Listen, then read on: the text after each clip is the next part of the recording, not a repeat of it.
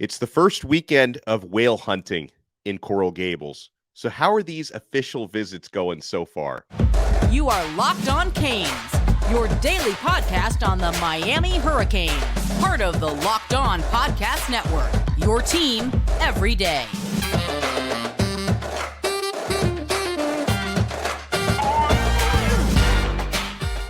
Happy Sunday. I'm Alex Donno, University of Miami alumnus, longtime South Florida sports radio vet, and contributor to allhurricanes.com.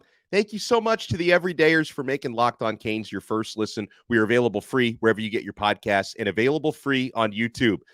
So the man who's usually the barometer of how things are going in recruiting, Miami staffer Dennis Smith, he's been sending out some clues throughout the weekend. He's been dropping hints that these official visits are going well. There have been a lot of references to fishing, whaling, big game hunting, but none of Dennis Smith's actual bat signals just yet, the ones that he drops usually about a half hour before an official verbal commit is about to drop. And I kind of wonder, we look at Monday, Tuesday, Wednesday, if we're going to get any verbal commits over the next few days. We talked about this with Brian Smith, our scout and recruiting expert, late last week. And, he thinks it's probably better if some of these players kind of marinate for a little bit after these. Now, we do have some of these players who are visiting who plan to announce later on this month. Like, we know that that's the case with Tank Hawkins, the wide receiver out of IMG Academy. He does plan to announce in about 3 weeks' time. So we may start to see the fruits of these official visits coming in the next few weeks, not necessarily in the next few days. But hey, if Miami does end up getting one of these guys committed tonight, tomorrow, Tuesday, I wouldn't complain about it, okay? And I know the fan base is starving, to land some of these 4- and 5-star players.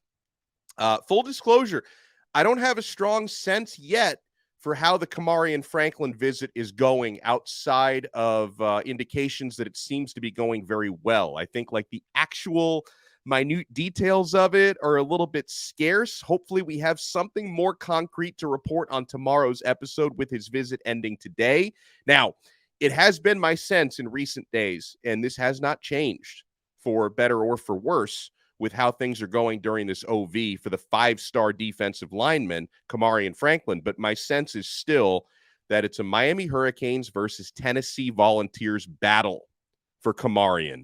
And you could probably say heading into this weekend, Tennessee in the lead. We'll see if that changes coming out of this OV for Miami. And as we've talked about here on Locked On Canes, potential sanctions for Tennessee may influence this. If they, get away with no sanctions, that's probably really good for Tennessee, not so good, for Miami. But we'll kind of see how this plays out, because that situation could nudge Franklin more in Miami's direction. Jason Taylor deserves a lot of credit to this point for Kamarion Franklin's recruitment, as he does, JT, for roughly I lose count, but Miami has roughly about a dozen 4- and 5-star defensive linemen who are strongly considering the Canes, and JT deserves a lot of credit for all these guys being in the mix. And as far as Kamarion Franklin, I hope he does end up being a Cane, because he has been described as a program changer by our resident scout, Brian Smith. So if Miami can land him, he's going to become a fan favorite pretty quickly. Hopefully we have more information tomorrow. We do have a little bit more information on Jerrae Tank Hawkins, 4-star receiver out of IMG Academy, who is a certified burner. Now, I know that Tank Hawkins, being about 5'9", 165, 170 pounds, body type wise, he does seem kind of redundant to a few players that Miami has on the roster. But there's nothing redundant about Tank Hawkins, okay? This guy is a special player, and if Miami can land him, they'll be very lucky to have him, because this guy, kind of like Ray Joseph, hopefully Robbie Washington the same way, game-changing acceleration, speed, playmaking ability. It seems like Miami's doing pretty well for him.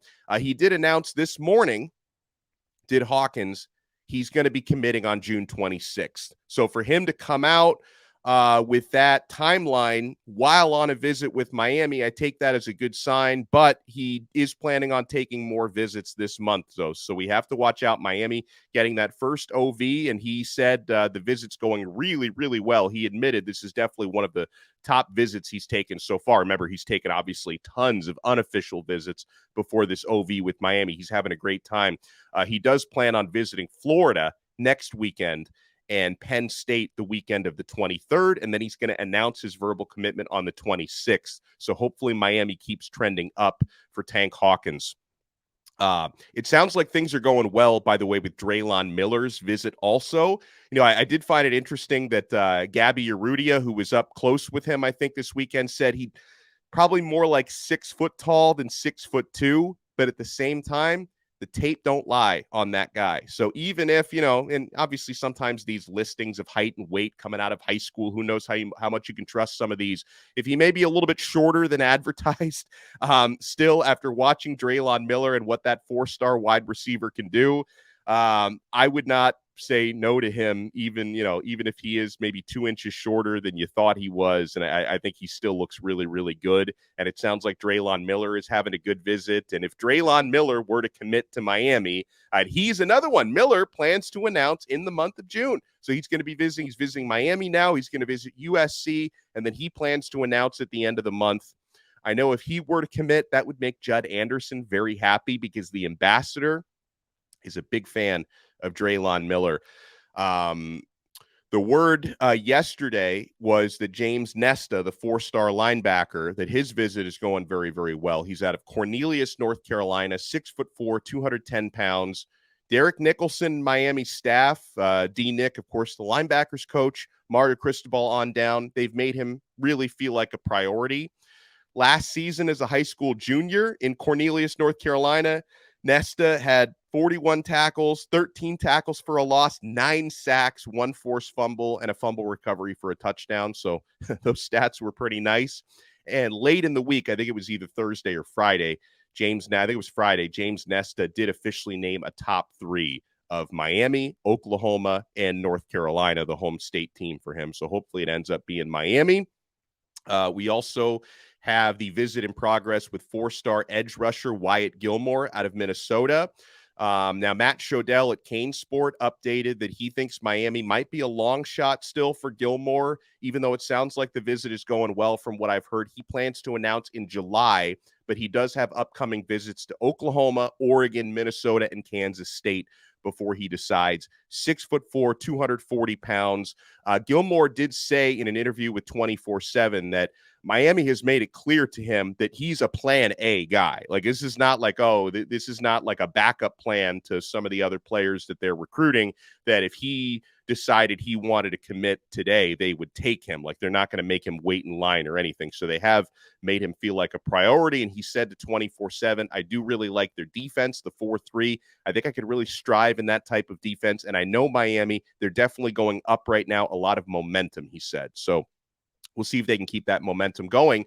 And another player that Miami is really made to feel like a priority is the Juco corner that the Hurricanes have officially visiting this weekend, Demetrius Freeney, who I like, another big-bodied corner if Miami can get him, 6'1", 185-pounder, and Miami, according to Gabby Urrutia at 24/7, they've made him understand that he can make an impact right away. That, coming out of Juco, I think he's only done 1 year in Juco, so he's still got a lot of eligibility left, but Miami thinks he can contribute right away. He said, just coming in and making an impact right away.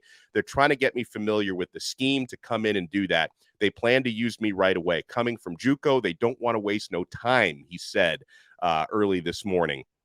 He has also visited Oklahoma, Houston, and Colorado. So I wonder what Coach Prime had to say for him. But he did say Miami has been a great trip. It was up there for sure, he said. So I know. And remember, Miami just lost Terry Roberts Jr. in the transfer portal from the cornerback position. So if Miami is able to take, if he commits to Miami, Demetrius Freeney would essentially take the spot that Terry Roberts Jr. is vacating. So that's the latest we have on recruiting right now. Hopefully we have a lot more, especially on Kamarion Franklin coming up tomorrow.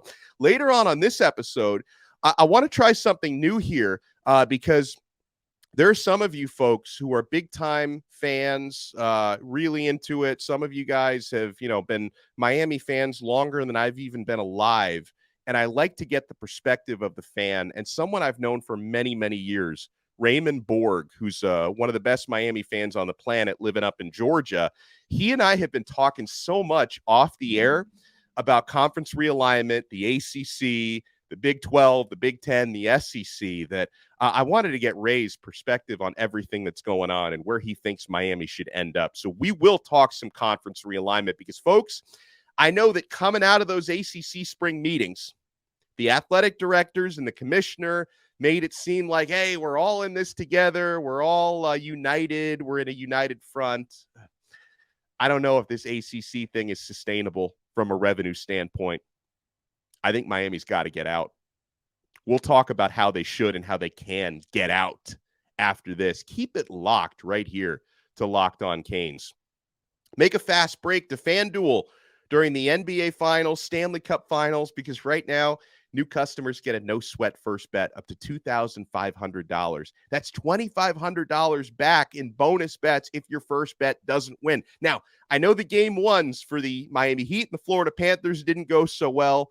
We'll get them in game two, right? And the Heat are big underdogs again tonight for game two against the Denver Nuggets, 8.5-point dogs. At FanDuel, you get great promotions every day. It's a safe and secure app, and you can get paid instantly. There is no better place to bet all the playoff action than America's #1 sportsbook. Visit FanDuel.com/lockedon and get a no-sweat first bet up to $2,500. That's FanDuel.com/lockedon. FanDuel, official sports betting partner of the NBA.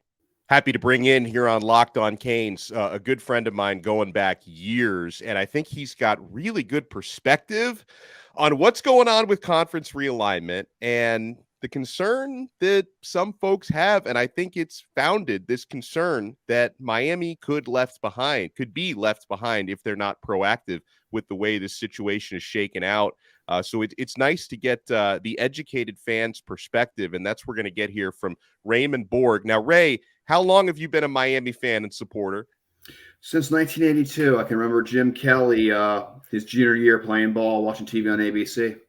Wow, geez. Well, you go back even farther than my birth as a Miami Hurricanes fan, so that is pretty impressive. Now, we've had a lot of conversations, you and I, Ray, off the air about conference realignment. And I know that a few weeks ago, coming out of the ACC spring meetings, all the rhetoric was, yeah, we figured it out. We're all together. We're unified on this. And then the ACC is going to bring in a new formula where they're going to redistribute the revenue and they're going to offer these bonuses for college football playoff appearances. Basically a fancy way of saying, we can't give you a raise, but we can give you more hours. Like, we can find a way to kind of reshuffle the numbers with the same exact revenue.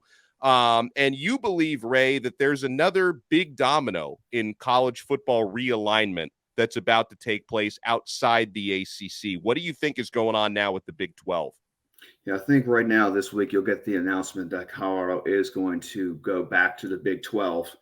I think it's a done deal. The commissioner is talking about the biggest thing on the agenda is the expansion. I believe they're looking at there. I think it'll be a done deal. Deion's a little bit of extra spice on that, but Denver's a great TV market. And they go back to the Big 12, which a lot of Colorado fans kind of missed from a few friends I do have out there. Don't like being in the Pac-12. It never was a great fit. And there's also been stories as well, too, that Memphis is being interviewed to go to the Big 12 as well. And I think the Big 12 will be very aggressive with expansion, maybe as much as 4 teams by the end of the summer.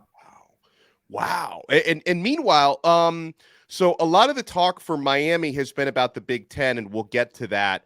A lot of folks bring up that, hey, the SEC would be a better geographical fit and, maybe better fit if you could get Florida on the schedule more regularly. But I don't know, from where I sit, it seems like the SEC, at least they maybe have a really good poker face that after bringing in OU and Texas, that they're not looking to expand again anytime soon. Do you get that same sense? Yeah, I do too. For the most part, because they didn't expand the schedule, have 9 conference games.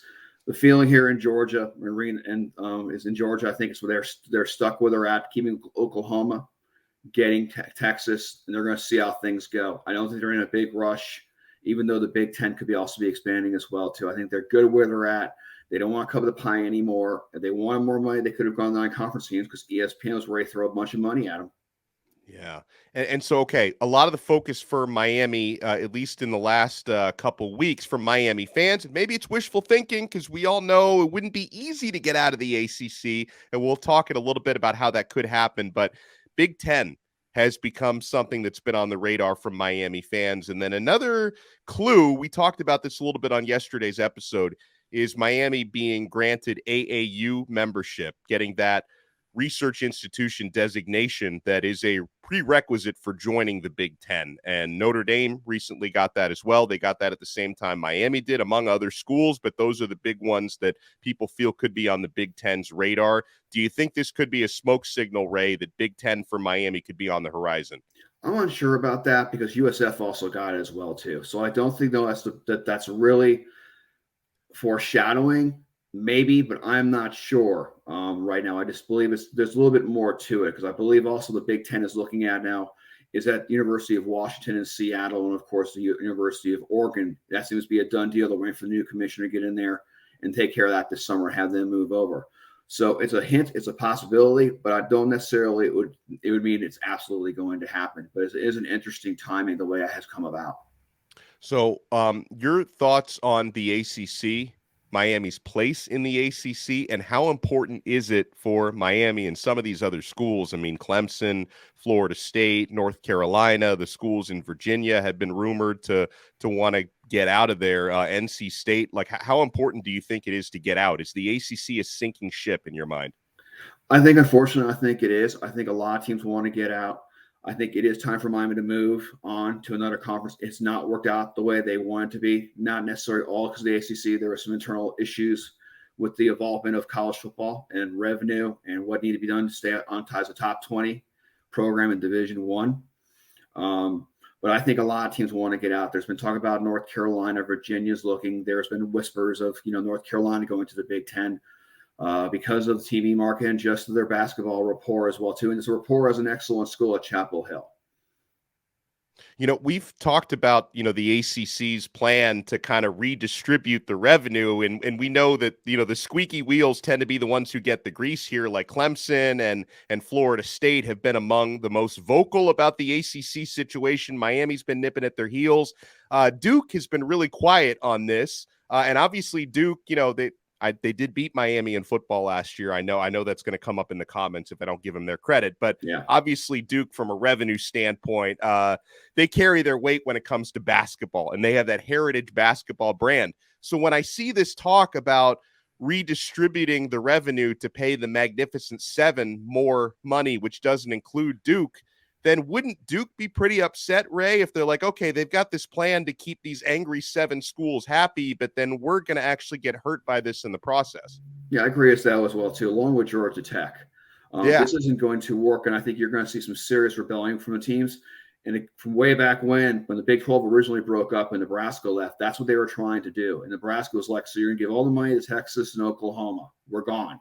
And they went to the Big 12, and financially is a better situation for Nebraska. They haven't had the success in football, but they definitely had a financial windfall because of it.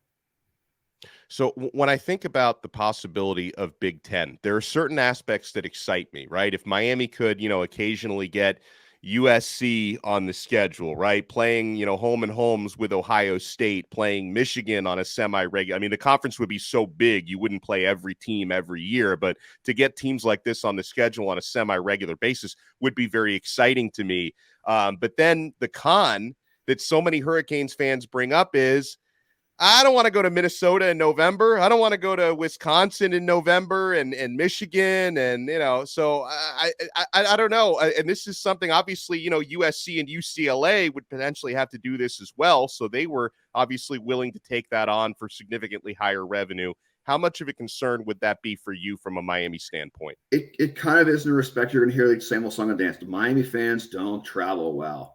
And that was a big hit in the Big East. But let's be honest, you had to go to Syracuse, Philadelphia, Boston, Pittsburgh, Blackford, Virginia. That costs a lot of money in some of those areas, and it's kind of a bear. Being in the ACC here, living in Georgia, it's a 6-hour drive to most of the North Carolina schools. I can take an hour drive to get to Atlanta to go see Tech now and go see Tech play Miami every other year back in the day. Virginia, Blacksburg isn't too bad of a drive. It's probably 7-8 hours. So I think that's going to be the biggest concern as me as a fan is I'm probably not going to go to as many games if they do join the Big Ten. And I don't think I'm not sure how many fans they are, but they do have a large alumni base, and a lot of the alumni base is moving north. There's an incredible amount of fans in Atlanta. You would be surprised when I wear a shirt or what's on the stickers on my car is everyone's honking, flashing me the U. I'm at the pool of my local, my neighborhood, and I'm wearing a Miami thing. I just get all these. I've had at least 30 people come up to me. And you're probably like me because I know what a big fan you are, and you're an alumnus as well, like I am. You're probably like me, and you wear Miami gear wherever you go, right? Yes, but correction, I'm not actually a Miami. You know this is going. Oh, I'm a Miami alum. I'm a UCF right. alum. That's right. You are. Oh, you had me, and we've even talked about that before. But you've had me fooled. That man, I thought you were a Miami alum. Wow. No, I didn't have the grades to get into Miami. I'm a Juco kid, and then I ended up going to UCF because it was a good small school, but I enjoyed my time there. It's when they only had 18,000 students instead of 75,000 or whatever god names they got. Yeah. So, okay, what is your prediction, Raymond? In 5 years, what conference will the Miami Hurricanes be in? I think they'll definitely be out of the ACC, barring some kind of miracle. The only miracle I could see that could save the ACC if they convince Notre Dame to join. Yeah. But I think it's either going to be the Big Ten, it's either probably going to be the Big Ten, or I'll say it, the Big 12 has a strong possibility as well, too. That could be the other one as well, because I just don't see the SEC expanding. You know, I know who would love Miami in the Big 12 is our friend Chalupa Batman, because he lives in Texas. So he's rooting for that. Get Miami in the Big 12. He's going to be driving to all the games that happen in that part of the country if that were to happen. Oh, man, it's interesting times, my friend. So, Raymond, thank you so much for taking the time to join us. I'm happy to get your perspective today. Anything, I know you're kind of a private guy. Anything you want to promote, where people can find you, if they want to connect with you on LinkedIn, you and I are connected there, or you just want to keep all your stuff private? I kind of keep private, but I am on LinkedIn. I no longer have any social media accounts of Twitter or Facebook or anything. I kind of keep a low profile in my industry. I'm in the construction industry, so I kind of keep a low profile for the most part, just as a fan. And, I enjoy going back and forth with fans and meeting different people and talking to people like yourself. So I love it. Well, guys, thank you so much to Raymond for joining us. We're going to be back tomorrow talking all about these recruiting visits. We'll try to get more intel on the likes of Kamarion Franklin, especially how that visit went at the U this weekend. So, yeah, for the everydayers, we'll have a lot more coming up this week, including Brian Smith. We'll have Larry Bluestein on. We'll try to track down our pal Brad Tejeda as well. So we will talk to you next time on another episode of Locked On Canes, part of the awesome Locked On Podcast Network, your team every day.